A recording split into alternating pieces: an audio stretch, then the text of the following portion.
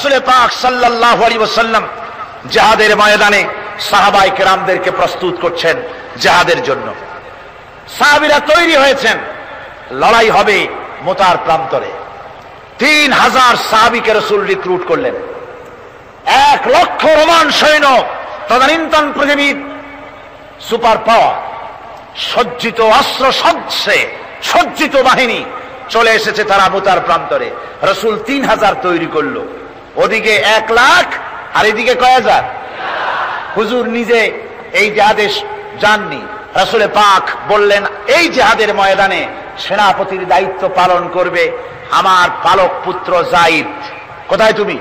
যায়েদ দাঁড়িয়ে গেলেন। 2 নম্বরে এই জিহাদের সেনাপতির দায়িত্ব পালন করবে আমার চাচাতো ভাই জাফর বিন আবি তালেব। কোথায়? দাঁড়িয়ে গেলেন তিনি। 3 নম্বরে দায়িত্ব পালন করবে আমার সাহাবী আব্দুল্লাহ বিন রাওয়াহা। কোথায় তুমি? তিনিও দাঁড়িয়ে গেলেন। রাসূল তাদেরকে বললেন যে তোমরা চলে যাও, তোমাদের ঘরে গিয়ে বিবি বাল বাচ্চা মা বাপের কাছ থেকে সালাম করে আসো। আমার বন্ধুগণ, জিহাদের ময়দানে সেনাপতি কয়জন লাগে? হুজুর বললেন কয়জনের কথা? 3 জনের কথা। তার মানে হলো কারো বুঝতে কোনো কষ্ট রইল না, এই জিহাদের ময়দানে 3 জনের নাম যে নবীজি ঘোষণা করেছেন এর ভিতর থেকে একজনও ফিরে আসবে না। বোঝা হয়ে গিয়েছে। হযরতে যায়েদ বলেন, ইয়া রাসূলুল্লাহ, আমার আব্বা জান, আমি আপনার পালক পুত্র, আপনি অর্ডার করেছেন। আমার মা হযরত আয়েশা ঘরে বসে শুনেছেন, আমার তো আর যাওয়ার দরকার নাই, কারো কাছে বলারও দরকার নাই। হযরতে জাফর বিন আবি তালেব চলে গেলেন নিজের বাড়িতে। যে ডাক দিয়ে বলে, বিবিরে, আল্লাহ রাসূল আমাকে জিহাদের ময়দানে সেনাপতির দায়িত্ব দিয়েছেন, আমি তোমাকে বলতে এসেছি, সালাম করতে এলাম। তোমার সঙ্গে একসঙ্গে দীর্ঘদিন আমি ছিলাম, কোন হক তোমার আদায় করতে হয়তো পারি নাই, হয়তো জুলুম করেছি, অথবা আমার দ্বারা তোমার অধিকার নষ্ট হয়েছে। কিছু যদি কোনো ভুল ত্রুটি হয়ে থাকে আল্লাহর হস্তে আমারে মাফ করে দিও। বিবি বলে, প্রাণের স্বামী, রাসূলুল্লাহ আপনাকে জিহাদের ময়দানের জন্য নির্বাচিত করেছেন, আমি আপনাকে ফিরে থাকতে বলতে পারবো না। সুতরাং আমি আল্লাহর দরবারে দোয়া করি। স্ত্রী হাত তুলে বলেন, রব্বুল আলামিন, আমার প্রাণের স্বামী জাফরকে জিহাদের ময়দান থেকে গাজী বানায়া আমার ঘরের ভিতরে তুমি তাকে দয়া করে ফিরাইয়া দিও। হযরতে জাফর তরবারির উল্টা পিঠ দিয়া স্ত্রীর হাতের উপরে মৃদু আঘাত করলেন আর বললেন, বিবিরে, উল্টা দোয়া করো না, উল্টা দোয়া তোমার আল্লাহর দরবারে কবুল হবে না। যেহেতু নবীজি আমার নাম 2 নম্বরে ঘোষণা করেছেন, আমার আগেও একজন আছে, পরেও আর একজন আছে। ও বিবি, নির্ঘাত ওই মুতার প্রান্তরে আমি শহীদ হয়ে যাব, জনমের মতো দেখা করতে আসলাম, এই জীবনে তোমার সাথে আমার আর দেখা হবে না। আমার বন্ধুগণ, হযরতে জাফরের স্ত্রী কাঁদতেছেন, বিবি বাচ্চাগুলা কান্দে। হযরতে জাফর বলেন, বিবিরে, এই বাচ্চাগুলি রেখে গেলাম, যেই রাস্তায় আমি জীবন দিতে যাচ্ছি এই রাস্তায় আমার ছেলেগুলোকে তুমি তৈরি করবে। সালাম করে তিনি চললেন। বিবি কাঁটা কবুতরের মতো জমিনে ছটফট করতেছে, কাঁদতেছি, আর পিছনে পিছনে ছোট্ট ছোট্ট ছেলে মেয়েগুলি আব্বা আব্বা বলে চিৎকার মেরে দৌড়াতেছি। হযরতে জাফর একবারও পিছনের দিকে তাকায় দেখলেন না কারা কান্দে। হযরতে আব্দুল্লাহ বিন রাওয়াহা তিনি চলে গেলেন বাড়িতে। হযরতে আব্দুল্লাহ বিন রাওয়াহা বাড়িতে গিয়ে, সেই রাত্র ছিল তার বাসর সজ্জা, ফুল সজ্জার রাত ছিল, নতুন বিবাহ করেছেন। বাড়িতে গিয়া শোনেন বিবি কোরআনে কারীম তেলাওয়াত করতেছেন। হযরতে আব্দুল্লাহ বলেন রুমের বাইরে দাঁড়িয়ে, বিবিরে, আমি তোমার স্বামী আব্দুল্লাহ এসেছি, আমার সালাম নাও, কোরআন পড়া একটু বন্ধ করো। রাসূলুল্লাহ আমাকে জিহাদের সেনাপতি বানিয়েছেন, আমি জিহাদে যেতেছি, নতুন বিবাহ হলো, কোনো হক তোমার আদায় করতে পারি নাই, তুমি আমাকে মাফ করে দিও, আল্লাহর হস্তে আমার উপর কোনো দাবি রেখো না। বিবি বলে, প্রাণের স্বামী, কোনোদিন আপনাকে দেখি নাই, কোন রকম একটু দেখেছি, আর আমি মদিনার এক সুন্দরী মেয়ে, আপনি আমাকে ভালো করে দেখলেন না। আমার প্রাণের স্বামী, একবার আপনি ঘরে আসেন। স্বামী বলে, ওগো স্ত্রী, ঘরের ভিতরে আমি যাব না, ঘরের ভিতরে গেলে বলে তোমাকে দেখলে আমার মনের ভিতরে প্রেম ডাকবে, তোমার প্রতি আমার ভালোবাসা জন্মাবে, আমি ঘরের ভিতরে ঢুকতে চাই না। স্ত্রী বলে, প্রাণের স্বামী ঘরের ভিতরে যদি আসেন, আল্লাহর কসম আমি কোনো প্রেম নিবেদন করব না, আমি শুধু প্রাণ ভরে আপনার চেহারাটা একটা বার আমি শুধু দেখে রাখতে চাই, যাতে করে কিয়ামতের দিন লক্ষ কোটি কোটি মানুষের ভেতরে আপনাকে আমি স্বামী বলে যেন চিনে নিতে পারি। হযরত আব্দুল্লাহ বলেন, ওগো স্ত্রী, যদি এই ইরাদা তোমার হয় আর যদি তুমি ধৈর্য ধারণ করে থাকতে পারো, তাহলে কিয়ামতের দিন আল্লাহ রাব্বুল আলামিন আমি যার জন্য জান দিতে যেতেছি, ওই মাবুদ মেহেরবান জান্নাতের ভেতরে তোমাকে আমাকে স্বামী স্ত্রী হিসাবে পরিচয় করাইয়া দিবেন। 3000 সৈন্য নিয়ে সাহাবায়ে কেরাম আর এই সেনাপতি সব চললেন। মুতার প্রান্তরে লড়াই হলো। এই লড়াইয়ের ময়দানে হযরতে যায়েদ অনেকগুলি কাফির সৈন্যকে জাহান্নামে পাঠিয়ে দিয়ে তিনি নিজেও শহীদ হয়ে গেলেন। এবার জাফর হাতে তরবারি আর এক হাতে ঝান্ডা নিয়ে এগোচ্ছেন সামনের দিকে। কাফেরেরা হযরত জাফরকে ঘিরে ফেলে দিল। আমার বন্ধুগণ, কাফেরেরা ঘিরে ধরে তরবারির আঘাত করলো জাফরের ডান হাত কেটে ঝুলে পড়লো। হযরত জাফর এবার বাম হাতে তরবারি উঁচু করে ধরেছেন, এবার বাম হাতে কোপ দিল ওরা। এই কাটা দুইটা হাত দিয়ে বুকের সাথে হযরত জাফর ইসলামের পতাকাটাকে জড়ায় ধরলেন। পাশের সাহাবীকে ডেকে বলেন, ও রাসূলুল্লাহর সাহাবী শোনো, আল্লাহর নবীকে আমার সালাম বলে দিও আর শোনায়া দিও, জীবনের শেষ মুহূর্ত পর্যন্ত ইসলামের পতাকা উঁচু করে রেখেছিলাম, মাটিতে পড়তে দেই নাই। আমার মনে হয় আমি এখন শহীদ হয়ে যাব, যেহেতু আমি এখন আমার নাকের ভিতরে আল্লাহর জান্নাতের সুঘ্রাণ পেতেছি। হযরত জাফর শহীদ হয়ে গেলেন। হযরত আব্দুল্লাহ বিন রাওয়াহা, হযরত আবু উবাইদা দুজনে মিলে ছুটলেন ঝান্ডা ধরার জন্য। ওনারা বলেন, এগিয়ে গিয়ে দেখি সামনের পরে দূরে পতাকা উঠতেছে। ভাবলাম আমরা যাওয়ার আগে ইসলামের পতাকা কে ধারণ করলো। কাছে গিয়ে দেখি হযরতে জাফরের ডান হাত কাটা, বাম হাত কাটা, দুইটা পা কাটা, দেহটা একদিকে পড়ে আছে আর শুধু মাথাটা এক পাশে পড়ে থেকে ইসলামের পতাকা কামড়ায় ধরে উঁচু করে রেখে দিয়েছেন। আমার বন্ধুগণ, হযরতে আবু উবাইদা বলেন, আমি হযরতে জাফরের হাত পা মাথা মস্তক একত্রিত করে তার পা থেকে শুরু করে মাথা পর্যন্ত চুমা খাইলাম। তাকে জানাজা করে দাফন করে রাখলাম কবরের ভিতরে। রাতের বেলায় স্বপ্নে দেখি হযরতে জাফর আল্লাহর জান্নাতের ভিতরে ফেরেশতাদের সঙ্গে উড়ে বেড়াতেছেন। আমি জিজ্ঞেস করলাম, ও জাফর, আল্লাহ তোমার সাথে কি ব্যবহার করেছেন? হযরতে জাফর বলেছেন, ওগো আবু উবাইদা, আল্লাহ রাব্বুল আলামিন আমাকে বলেছেন, জাফর রে, আমি তোমার শাহাদাতে খুশি হয়েছি, তুমি আমার কাছে আর কি চাও? হযরতে জাফর বলেন, আয় আল্লাহ পাক, কিচ্ছু চাই না, শুধু একটা দাবি, দুনিয়ায় তুমি মেহেরবানি করে আমাকে পাঠায়া দাও আর একবার যদি যেতে পারি, তাহলে তোমার দুনিয়ার বুকে তোমার দিন কায়েমের জন্য কাফেরদের বিরুদ্ধে লড়াই করে আমার জীবনটা আর একবার দিয়ে আসি। আমার বন্ধুগণের জন্য আল্লাহ রাসূল বলেছেন, হাদিস শরীফে এসেছে, আমার ইচ্ছে হয় জিহাদ করি, শহীদ হই, আবার যদি জিন্দা হই, আবার জিহাদ করি, শহীদ হই, আবার যদি জিন্দা হতে পারি তাহলে আবার জিহাদ করি, আবার শহীদ হই।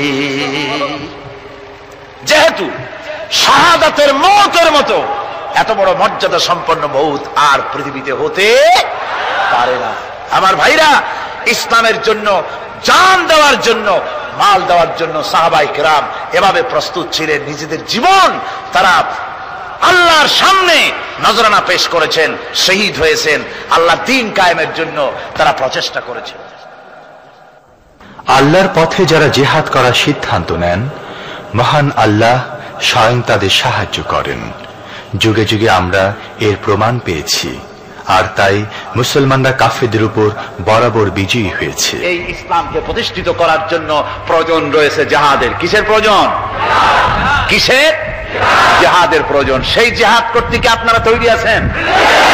জিহাদের জন্য তৈরি আছেন? সেই জিহাদ কিন্তু সেই জিহাদ মানে কি? সেই জিহাদের আবার অপব্যাখ্যা করা হয়েছে। জিহাদের অপব্যাখ্যা করা হয়েছে এইভাবে যে ওয়ালাকিন কলমদার কাফে দুশমনাস, দুশমনের হাতে কলম ছিল, ওরা যেমন খুশি আমাদের ইতিহাসকে চিত্রিত করেছে। ওরা বলেছে ইসলামের ইতিহাস থেকে তরবারি আর রক্তের গন্ধ আসে, কিন্তু আসলে জিহাদের অর্থ তো তরবারির যুদ্ধ নয়। জিহাদের অর্থ হচ্ছে যে কোনো উদ্দেশ্যকে সফলতায় পর্যবসিত করার জন্য যে প্রাণান্তকর প্রচেষ্টা করা হয়, ওই প্রচেষ্টার আরবি নাম হচ্ছে জিহাদ। আর যুদ্ধ তার আরবি হচ্ছে হার্ব। যুদ্ধের আরবি কি? হার্ব, ওয়ার। ইংরেজিতে ওয়ার, আরবিতে হার্ব। আর জিহাদ যেটাকে বলা হয়েছে ওটা হচ্ছে যে কোন উদ্দেশ্যকে সফলতায় পৌঁছাবার জন্য যে চেষ্টা, ওই চেষ্টার নাম জিহাদ। তবে এই চেষ্টা করতে গিয়ে যখন বাধা আসে সশস্ত্র, ওই সশস্ত্র বাধার মোকাবেলা সশস্ত্রভাবে করা যেটা, ওইটা হচ্ছে জিহাদের চূড়ান্ত রূপ। কথা বুঝে আসছে? ইসলাম প্রথমে কাউকে আক্রমণ করে না, ইসলাম প্রথমে কাউকে আক্রমণ করে না, আক্রান্ত হলে পরে তারপরে এর জবাব দেয়, ঠিক কিনা? দেখেন না, হযরত আলী রাদিয়াল্লাহু তাআলা আনহু ওই যে খায়বারের যুদ্ধে, সেইখানে কেউ খায়বারের এই দুর্গ মুসলমানদের হাতে আসে না, প্রতিদিন যুদ্ধ হচ্ছে, অথচ যুদ্ধে কোনো ফলাফল দেখা যাচ্ছে না। ফজরের এশার নামাজের পর হুজুর বলছেন, ও সাহাবীরা, আগামীকাল আমি এমন এক ব্যক্তির হাতে ইসলামের ঝান্ডা তুলে দেব যাকে আল্লাহ এবং আল্লাহ রসুল বেশি ভালোবাসেন, এবং তিনিও আল্লাহ এবং আল্লাহ রসুলকে বেশি ভালোবাসেন, আর তার হাতেই বিজয় হবে। হযরত ওমর রাদিয়াল্লাহু তাআলা আনহু বলেন, আমার এরকম পেরেশানির রাত জীবনে আর কখনো গেছে কিনা জানি না, আমি সারা রাত পেরেশান ছিলাম যে ওই ব্যক্তিকে আমি হতে পারবো। ফজরের নামাজের পর আল্লাহর নবী বলছেন, সাহাবীরা, আমার আলী কোথায়, তাকে দেখছি না কেন? সবাই বলছেন, হুজুর, হযরত আলীর চোখ উঠেছে, তাই নামাজের জামাতে শরীক হতে পারেন না। হুজুর বললেন, তাকে নিয়ে আসো। দুজন সাহাবীর কাঁধের উপরে ভর করে হযরত আলী এলেন। হুজুর সাল্লাল্লাহু আলাইহি ওয়াসাল্লাম তার মুখের থুতু মোবারক নিয়ে হযরত আলীর চোখে লাগিয়ে দিলেন, সাথে সাথে আগের থেকেও ভালো দৃষ্টিশক্তি সম্পন্ন হয়ে গেলেন। সুবহানাল্লাহ ওয়া বিহামদিহি। তো এখানে রাসূল পাক সাল্লাল্লাহু আলাইহি ওয়াসাল্লাম তিনি হযরত আলীর হাতে তরবারি উঠায় দিলেন, জুলফিকার। বললেন, আলী, তুমি যাও আজকের ময়দানে সেনাপতির দায়িত্ব পালন করো। হযরত আলী তরবারি হাতে নিলেন। ইসলাম আক্রমণকারী যে না, সে কথা বলতে আমি এই কথা নিয়ে আসছি। হযরত আলী গেলেন, যায় মুরাহহাবের সামনে পড়েছেন। মুরাহহাব হলো, হাদিসে এসেছে, মুরাহহাব হচ্ছে কাফেরদের নেতৃত্ব দিচ্ছে। মুরাহহাব বলছে, আলী, তোমাকে আমি কিন্তু ভালোবাসি, তুমি আসলে কেন? তোমার প্রতি আমার একটা সফট কর্নার আছে আমার অন্তঃকরণে। তুমি তোমার ছেলে মেয়েকে কি এতিম বানাতে চাও? তোমার বউকে কি বিধবা করতে চাও? আমি তো সেই বীর যে আমার সামনে এসে কেউ কল্লা সাথে নিয়ে যেতে পারে নাই। সুতরাং তুমি যদি ওদেরকে এতিম আর বিধবা করতে না চাও, আমার সামনে থেকে সরে যাও। হযরত আলী বলেন, মুরাহহাব, তুমি কাকে ভয় দেখাতেছ? তোমার তরবারি এই সমাজের কিছু কাফেরেরা ভয় করতে পারে, তুমি কি আমারে চেনো নাকি? তুমি কারে ভয় দেখাও? তাম পৃথিবীর সমস্ত কাফেরদের উপরে আল্লাহ রাব্বুল আলামিন আমাকে বাগ বানায় পাঠিয়েছেন। তরবারি দিয়ে প্রমাণ হবে। মুরাহহাব বলে, তুমি আঘাত করো। কয় না, আক্রমণ তো করব না আমি, আগে তুমি করো, আমি প্রতিহত করব। আক্রান্ত হলে পরে তারপরে জবাব দেব। এরপরে মুরাহহাব আঘাত হানতে লাগলো। হযরত আলী সমস্ত রণকৌশল দিয়ে আঘাতগুলি তিনি ফিরিয়ে দিতে লাগলেন। এরপরে হযরতে আলী বলছেন, মুরাহহাব, এবার তৈরি হও আমার আঘাত সহ্য করার জন্য। হযরত আলী জুলফিকার তুলে আঘাত করলেন। এক আঘাতেই দেখা গেল মুরাহহাবের মাথা থেকে শুরু করে শরীর টুকরা হয়ে গিয়া হযরত আলীর তরবারির মুঠা পর্যন্ত মাটির ভিতরে গেড়ে গিয়েছে। খায়বারের দুর্গ দখল হয়ে গেল। পরের দিন আল্লাহর নবী বলেন, আলী, শুনতে পেলাম তোমার ঢাল ভেঙে গিয়েছিল, তারপরে তুমি যুদ্ধ করলে কি দিয়ে? হযরত আলী বলেন, হুজুর, কামুজ দুর্গের ওই কবাটটা, লোহার কবাটটা বাম হাতে নিয়া আর ডান হাতে তরবারি নিয়ে লড়াই করেছি। হুজুর বলেন, কি করে? মানুষ কেমনে এত বড় দুর্গের লোহার কপাট হাতে নিয়ে যুদ্ধ করে? একটু দেখাও তো দেখি। হযরত আলী গতকালকের মতো বাম হাত দিয়া ধরেছেন, নাড়াতে পারেন না। এবার ডান হাত দিয়া ধরেছেন, নাড়াতে পারেন না। ডান আর বাম দুই হাত দিয়া সমস্ত শক্তি দিয়ে এমন জোরে টান মেরেছেন, প্রতিটি লোমকূপের গোড়া থেকে ঘাম বেরিয়ে এসেছে, এক চুলও নড়াতে পারেন নাই। হযরত আলীর মুখখানা মলিন হয়ে গেছে লজ্জায়। হযরত আলী রাদিয়াল্লাহু তাআলা আনহু লজ্জা পেয়ে গেছেন। রাসূল পাক সাল্লাল্লাহু আলাইহি ওয়াসাল্লাম বলেন, আলী, লজ্জা পাওয়ার কোনো কারণ নাই, চিন্তা করার কোনো কারণ নাই। তোমার নিজস্ব শক্তি দিয়ে তুমি লড়াই করতে পারো নাই। এত বড় লোহার দরজা নিয়ে, কবাত নিয়ে মানুষ সেভাবে লড়াই করতে পারে না। আল্লাহ তার দ্বীনকে বিজয়ী করার জন্য তোমার ভিতরে আল্লাহ রাব্বুল আলামিন ক্ষমতা দিয়েছিলেন। জোরে বলেন সুবহানাল্লাহ। আল্লাহ রাব্বুল আলামিন এই জিহাদের ময়দানে যখন মানুষ আসে, আল্লাহ তাদের উপরে মদদ দান করেন। আমার বন্ধুগণ, আল্লাহর দ্বীনকে জমিনের উপরে প্রতিষ্ঠিত করার জন্য যদি আমরা আজও যদি ঐক্যবদ্ধ হই দ্বীন কায়েমের জন্য, তাহলে আল্লাহ রাব্বুল আলামিন আমাদেরকে মদদ করবেন। আল্লাহ পাক কোরআনে কারীমের মধ্যে বলেছেন, ওয়া কানা হাক্কান আলাইনা নাসরুল মুমিনিন। মুমিনদেরকে সাহায্য করা আমি আল্লাহর জন্য ওয়াজিব হয়ে যায়। জোরে বলেন সুবহানাল্লাহ। মুমিনদের জন্য সাহায্য করা আল্লাহর জন্য কি হয়ে যায়? ওয়াজিব হয়ে যায়। বাইরে একটু বৃষ্টি সহ্য করেন না? খুব বেশি বৃষ্টি? আচ্ছা, এটা রহমত। এটা কি রহমত? আমার ভাইয়েরা, জিহাদের ভিতরে সাহাবায়ে কিরাম আল্লাহর জান্নাতে যাওয়ার জন্য তারা জিহাদ করেছেন। তারা দেশ দখলের জন্য জিহাদ করেন নাই। দিন প্রতিষ্ঠার জন্য লড়াই করা ফরজ। দিন প্রতিষ্ঠার জন্য লড়াই করা কি? যেরকম কি? আর এই ফরজ দায়িত্ব পালন করতে গিয়ে যদি কেউ মারা যায়, তাহলে কোথায় যাবে? কোথায় যাবে?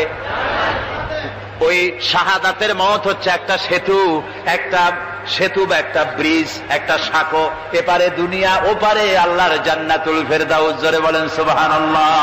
এই জন্য হযরত ওমর ফারুক রাদিয়াল্লাহু তাআলা আনহু সব সময় দোয়া করতেন, আল্লাহুম্মা রযুকনি শাহাদাতান ফি সাবিলিক ওয়াজআল মাউতি ফি বালাদি রাসূলিক। আল্লাহ রাব্বুল আলামিন, আমাকে রাসূলের শহরে মওত দাও, আর আমাকে তোমার দ্বীনের রাস্তায় শাহাদাত মঞ্জুর করো। জোরে বলেন আমিন। এটা আমাদের দোয়া, আমারও দোয়া, আমার সারা জীবনের স্বপ্ন, সারা জীবনের স্বাদ, আল্লাহ যেন শাহাদাতের মওত নসিব করে দেন। জোরে বলেন আমিন। এর থেকে উন্নত মানের মওত আর নাই। ওই প্যারালাইসিস হয়ে বিছানায় পড়ে তড়পায় মরার কোনো দাম নাই। দুনিয়ার বুকে বিড়ালের জিন্দিগি বছর করার 500 বছর বেঁচে থাকার দাম নাই। সিংহের মতো 1 সেকেন্ড বেঁচে থাকার দাম আছে, ঠিক কিনা? আর মওত, প্লীহা, যকৃত, typhoid, paralysis, diabetes, heart attack, kidney পচে যাওয়া, হাবিজাবি মওতের চাইতে আল্লাহর রাস্তায় জিহাদ করে শাহাদাতের মওত সর্বশ্রেষ্ঠ মওত। জোরে বলেন সুবহানাল্লাহ। আমার ভাইরা, রাসূল পাক সাল্লাল্লাহু আলাইহি ওয়াসাল্লাম তিনি মদিনা মুনাওয়ারায় এসে প্রথম যে জিহাদের সম্মুখীন হলেন, ওইটার নাম কি? কোন জিহাদ? বদর। কোন জিহাদ? বদরের জিহাদ। সেই বদরের মাঠে জিহাদের জন্য রাসূল সাহাবীদেরকে তৈরি করতেছেন। তো আপনারা চিন্তা করেন বিষয়টা, জিহাদ করতে হবে। এই বদরে সাহাবীরা জিহাদ করবে কাদের বিরুদ্ধে? নিজের বাপের বিরুদ্ধে। রাসূল পাক খুব চিন্তিত হলেন যে সাহাবীদেরকে কিভাবে উদ্বুদ্ধ করা যায়। হুজুর জিহাদের কথাই বলতেছেন যে এখন বদরে আমাদের টিকে থাকার প্রশ্ন, এইটা মুসলমানদের টিকে থাকার প্রশ্ন, বদরের যুদ্ধ, বদরের এই জিহাদটা। হুজুর যখন এগুলি বলতেছেন, হযরত মিকদাদ রাদিয়াল্লাহু তাআলা আনহু রাসূলের একজন জলিলুল কদর সাহাবী, তিনি দাঁড়িয়ে বলছেন, হে আল্লাহর রাসূল, কেন আপনি চিন্তা করছেন? ইমজি বিনা ইয়া রাসূলুল্লাহ হাইসু মা তাশা। হে আল্লাহর রাসূল, আপনি আমাদেরকে নিয়ে চলুন যেদিকে আপনার খুশি। হাইসুমা আমারাকাল্লাহ, যেদিকে আল্লাহ আপনাকে নির্দেশ করেন সেদিকে আমাদের নিয়ে আপনি সেদিকেই চলুন। ইন্না লা নাকুলু লাকা কামা ক্বালা বনু ইসরাঈল লিমূসা আলাইহিস সালাম ইযহাব আনতা ওয়া রাব্বুকা ফাকাতিলা ইন্না হাহুনা কায়িদুন। বুখারী শরীফের হাদিস। হুজুর খুব খুশি হলেন। আহারে, রাসূল পাক সাল্লাল্লাহু আলাইহি ওয়াসাল্লাম দারুণ ভাবে খুশি হয়ে গেলেন। হুজুর বললেন, ও সাহাবীরা, তোমাদের মানসিক অবস্থা যখন এই, কুমু বিনা ইলা জান্নাতিন, চলো আমার সাথে বেহেশতের দিকে। সুবহানাল্লাহ। সবাই বলেন সুবহানাল্লাহ। কুমু বিনা ইলা জান্নাতিন আরদুহা কারদিস সামাওয়াতি ওয়াল আরদ, সেই বেহেশতের দিকে চলো যে বেহেশতের বিশালতা প্রশস্ততা এই পৃথিবী এবং আকাশের চাইতে অনেক বড়। সেই বেহেশতের দিকে চলো। ফাকামা উমাইর বিন হামাম ওয়া কানা ইয়াকুলুত তামার। হযরত উমাইর বিন হামাম এক যুবক, তিনি দাঁড়িয়ে গেলেন। আমার মুসলমান ভাইরা, যুবকদের অবদান কিন্তু ইসলামে সব চাইতে বেশি। জোরে বল সুবহানাল্লাহ। কাদের অবদান বেশি? যে সর্বপ্রথম ইসলাম কবুল করেছে কারা? যুবকরা। হযরত আবু বকর, হযরত ওমর রাদিয়াল্লাহু তাআলা আনহু